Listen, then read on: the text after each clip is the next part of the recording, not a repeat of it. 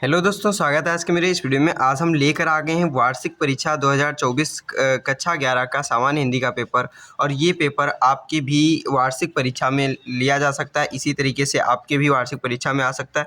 तो ये पेपर बहुत ही इम्पॉर्टेंट है, इसी तरीके से आपका भी पेपर आने वाला है। तो ये पेपर आप पूरा देखिए और इसका सोल्यूशन भी ज़रूर कीजिए, क्योंकि यहाँ पर बहुत ही इंपॉर्टेंट क्वेश्चन पूछे गए हैं। जैसा कि आप यहाँ पर क्वेश्चन देख सकते हैं। अभी मैं इसका सभी बहुविकल्पी का सोल्यूशन भी बताने वाला हूँ और आगे क्वेश्चन में दिखाने वाला हूँ।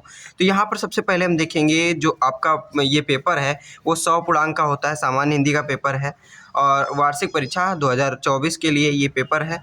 तो यहाँ पर सबसे पहले हम आपको बता देना चाहते हैं, अगर आपको इस पेपर का पीडीएफ चाहिए तो पीडीएफ के लिए आप प्रिपेयर ऐप डाउनलोड कर लीजिए, जिसका लिंक आपको डिस्क्रिप्शन बॉक्स में दे दिया गया है।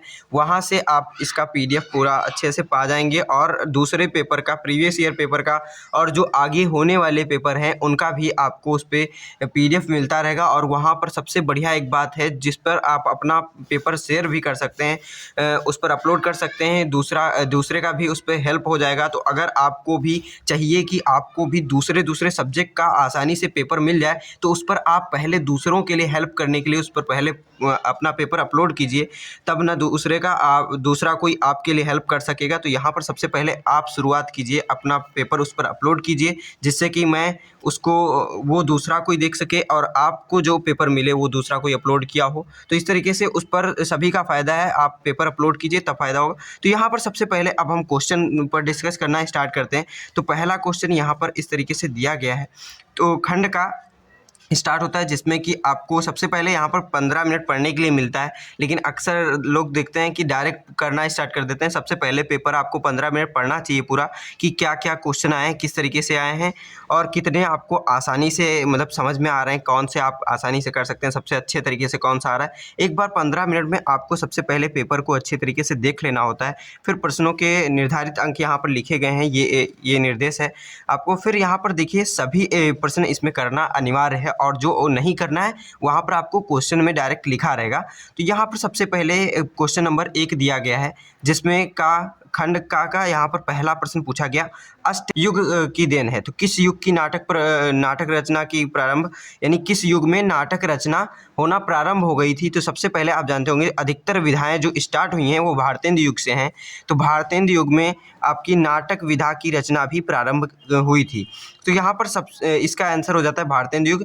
फिर आपका अगला क्वेश्चन ग नंबर पूछा गया है, जयशंकर प्रसाद की रचना है। तो जयशंकर प्रसाद की रचना यहाँ पर तितली है, ये इनका जयशंकर प्रसाद जी का उपन्यास है। और यहाँ आनंद मठ जो है बंकिम चंद्र चट्टोपाध्याय जी का है। और फिर भारत दुर्दशा आपके भारतेंदु हरिश्चंद्र जी की रचना है। फिर यहाँ पर संस्कृत के 4 अध्याय रामधारी सिंह दिनकर जी की है। तो इसका जयशंकर प्रसाद की रचना तितली, ये आपकी सही विकल्प हो जाता है। फिर आगे आपका अगला क्वेश्चन यहाँ पर पूछा गया है, घ नंबर, आचार्य महावीर प्रसाद द्विवेदी द्वारा संपादित पत्रिका है। तो आचार्य महावीर प्रसाद द्विवेदी ने यहाँ पर सरस्वती पत्रिका का संपादन किया है। और ये जो इंदु पत्रिका है ये जयशंकर प्रसाद जी ने पत्रिका का संपादन किया है। और ब्राह्मण पत्रिका प्रताप नारायण मिश्र जी की है। फिर हंस प्रेमचंद्र जी की है। बहुत इंपॉर्टेंट ये सभी पत्रिकाएं हैं, इन सभी के रचनाकारों का नाम भी याद होना चाहिए। और ये द्विवेदी युग की सरस्वती पत्रिका है। यहाँ पर द्विवेदी युग भारतेंदु युग से स्टार्ट हुई थी, लेकिन द्विवेदी युग में इसका मेन कार्यकाल जो है द्विवेदी युग में रहा है। फिर ब्राह्मण जो है वो है आपकी भारतेंदु युग की। तो इसी तरीके से जो हंस है वो जयशंकर प्रसाद, यानी कि उसमें आपका छायावादी युग में है। और इंदु भी ये छायावादी युग की है। फिर यहाँ पर अंगा नंबर क्वेश्चन है, सुख सागर के लेखक हैं। तो सुख सागर के लेखक आपके सदा सुखलाल हैं। सुख सागर के लेखक कौन है? सदा सुखलाल। और इन चारों कवियों की बहुत मुख्य महत्वपूर्ण जो रचनाएं हैं वो मैं बता दे रहा हूँ। लल्लू लाल की प्रेम सागर है, बहुत महत्वपूर्ण रचना है। अधिकतर पूछा जाता है कि प्रेम सागर रचना किसकी है, तो यहाँ लल्लू लाल, सुख सागर, सदा सुखलाल। फिर मुंशी इंसाअल्लाह खां की रानी केतकी की कहानी।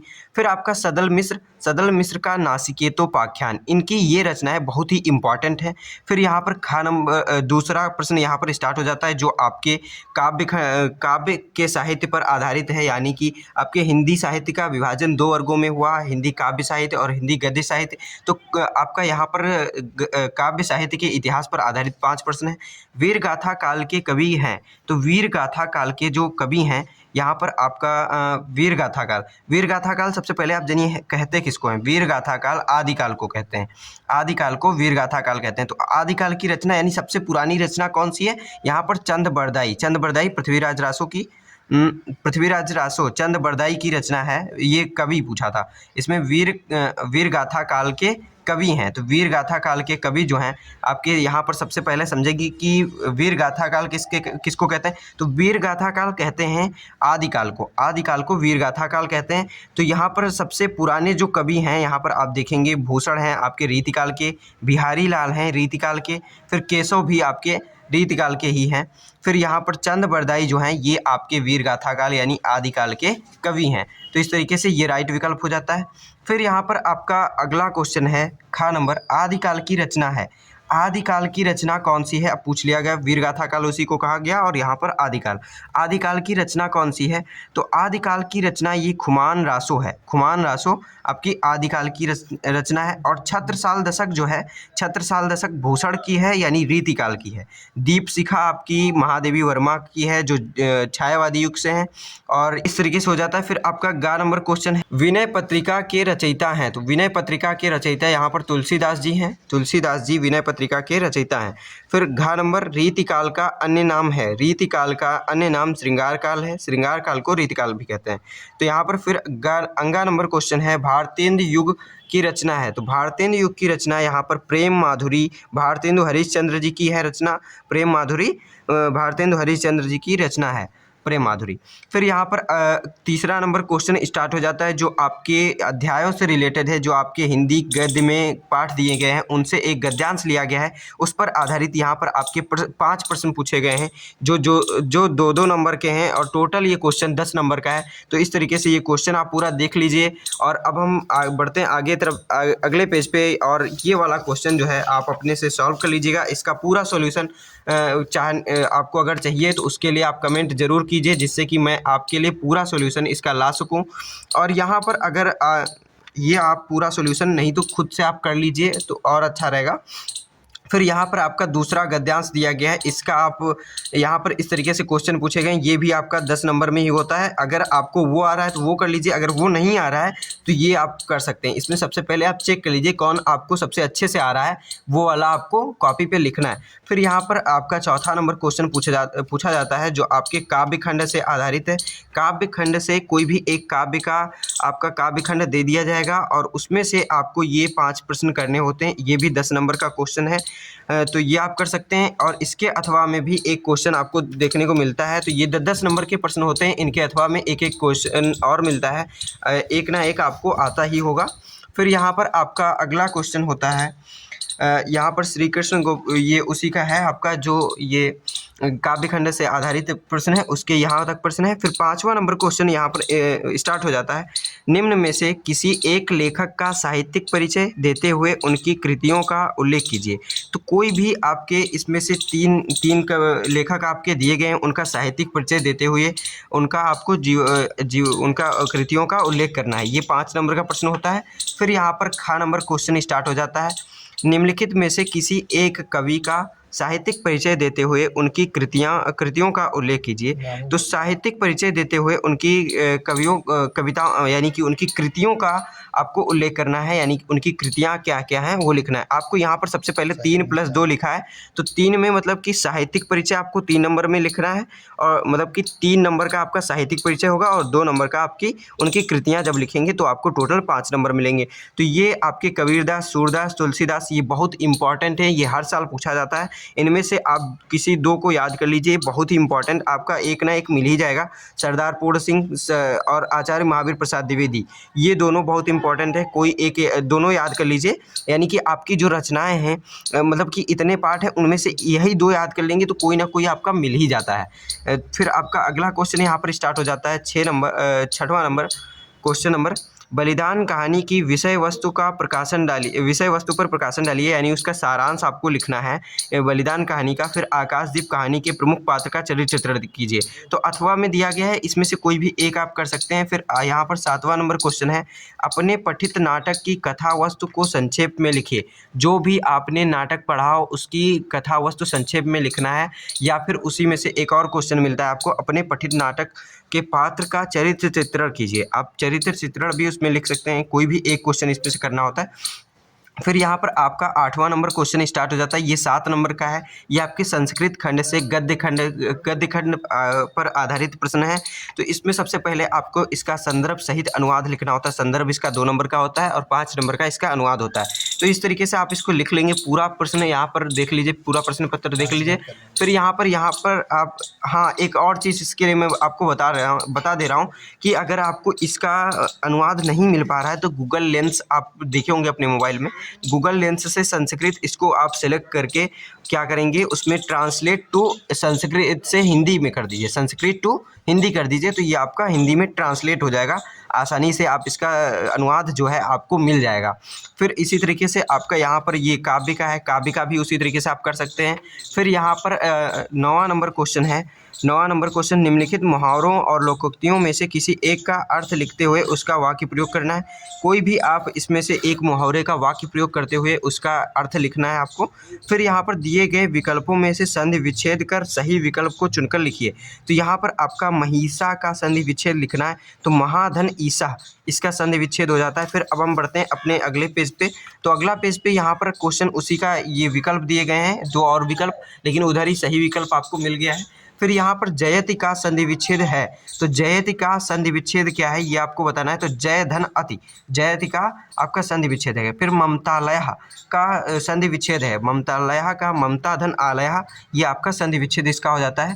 फिर यहाँ पर विभक्ति दी गई है, तो विभक्ति अपने आप से आप देख लीजिएगा अच्छे से। फिर यहाँ पर आपका 11वां नंबर क्वेश्चन दिया गया है का नंबर क्वेश्चन है। इसमें निम्नलिखित शब्द युग्मों में से किन्हीं 2 का अर्थ चुनकर लिखिए। तो सुगंध सौगंध, किन्हीं 2 का अर्थ मतलब अर्थ आपको लिखना है। इसमें लिखा हुआ है, कोई भी एक टिक करना है। जो आपका सही आंसर है उस पर टिक करना है। जैसे सुगंध और सौगंध, सुगंध मतलब होता है महक और सौगंध मतलब शपथ। तो इस तरीके से ये राइट विकल्प है। फिर आपका अगला क्वेश्चन है यहाँ पर, इसी में स्वर्ण सवर्ण। तो स्वर्ण माने सोना होता है और सवर्ण माने यहाँ पर उच्च जाति से रिलेटेड किया गया है। तो यहाँ पर ये वाला विकल्प सही हो जाएगा। फिर यहाँ पर इसी तरीके से अगला क्वेश्चन दिया गया है खा नंबर, निम्नलिखित शब्दों में से किसी एक के 2 अर्थ लिखकर चुनकर लिखिए। तो यहाँ पर कोई भी शब्द में से किसी एक का आपको उसके 2 अर्थ लिखने हैं। जैसे कृष्ण का क्या हो जाएगा, यशोदा पुत्र कृष्ण या फिर कृष्ण भगवान। और इसके बारे में लिख सकते हैं कृष्ण माने काला भी होता है, इसके 2 अर्थ हो गए।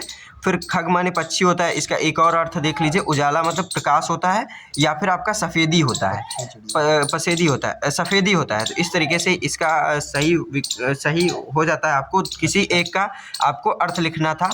और फिर यहाँ पर आपका गा नंबर क्वेश्चन है, निम्नलिखित में से 2 वाक्यांशों के लिए एक शब्द को चुनकर लिखना है, एक शब्द का चयन कर लिखना है। तो यहाँ पर पृथ्वी से संबंधित है।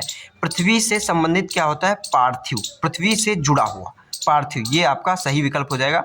फिर सेना के ठहरने का स्थान, सेना के ठहरने का स्थान जो होता है उसको कहते हैं छावनी, छावनी कहते हैं उसको। यहाँ पर राइट विकल्प ये हो जाता है। फिर यहाँ पर आपको घ नंबर क्वेश्चन इसी में दिया गया है, 2 नंबर का प्रश्न है।